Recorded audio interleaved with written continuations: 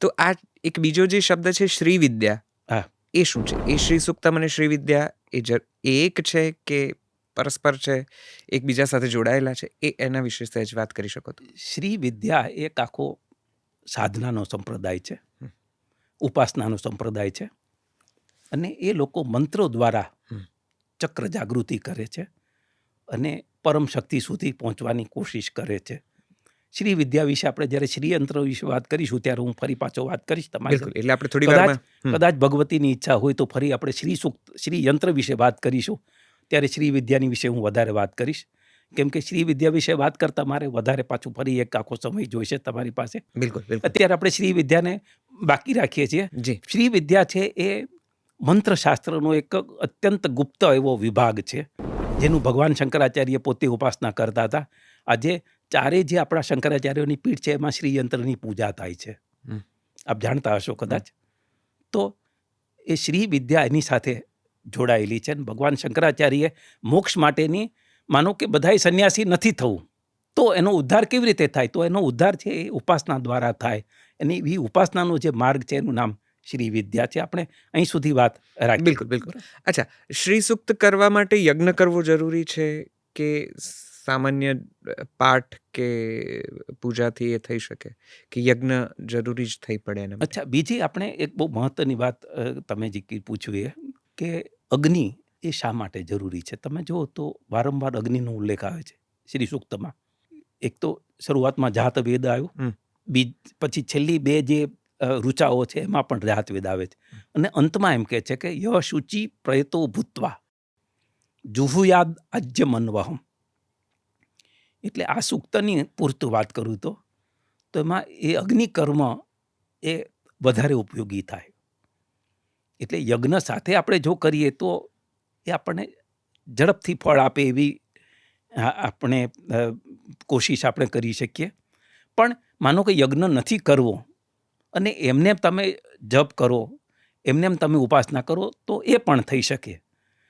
એટલે યજ્ઞ જરૂરી નથી, પણ એકદમ ઉત્તમ ફળ જોઈતું હોય તો એ ગાયના ઘીથી કરેલો હવન એ વધારે ઉપયોગી થાય એવું મારું જે અધ્યયન છે, અધ્યયન એવું કહે છે. ઓકે. અને જે જુદા જુદા અર્થઘટનો છે એમાં પણ અગ્નિ કર્મ એ જરૂરી છે, પણ એમાં એકલા આજ્ય તો ખરું જ, ઘી તો ખરું જ, પણ એના સિવાયના કેટલાક દ્રવ્યો, જેમ કે બીલીની વાત આપણે કરી, બીલીના પાન, પછી કમળ કાકડીની દ્વારા યજ્ઞ થઈ શકે, પછી મધ દ્વારા યજ્ઞ થઈ શકે, દ્રાક્ષ દ્વારા યજ્ઞ થઈ શકે, અક્ષત ચોખા દ્વારા, ચોખાથી આપણે યજ્ઞ કરીએ તો સમૃદ્ધિ વધે. એ રીતે ઘી છે એ ઘીથી એ આપણી આર્થિક સમૃદ્ધિઓ વધે. અને બીલીના પાન છે, કમળ દ્વારા, કમળ કાકડી અથવા કમળના બીજ અથવા કમળ, એના દ્વારા યજ્ઞ કરીએ, આપણે આહુતિ આપીએ તો પણ એ વધારે ફળદાયી થાય એવું ઋષિમુનિઓનું મંતવ્ય છે. શ્રી સુક્તમની જ્યારે જ્યારે વાત કરીએ ત્યારે એક બીજો શબ્દ એની સાથે સાથે જ જાણે સમાંતરે ચાલતો હોય છે, અને એ છે શ્રીયંત્ર. શ્રીયંત્ર થોડું સમજાવો. આપના પુસ્તકમાં પણ એના વિશે વિગતે આલેખાયું છે. એના દરેકે દરેક સ્તર વિશે, એના અધિષ્ઠાત્રી દેવતાઓ વિશે આપણે એના વિશે એની હું વિસ્તારથી વાત કરું આપની સાથે. પહેલાં એક નાનકડી વાત કરી દો. જી.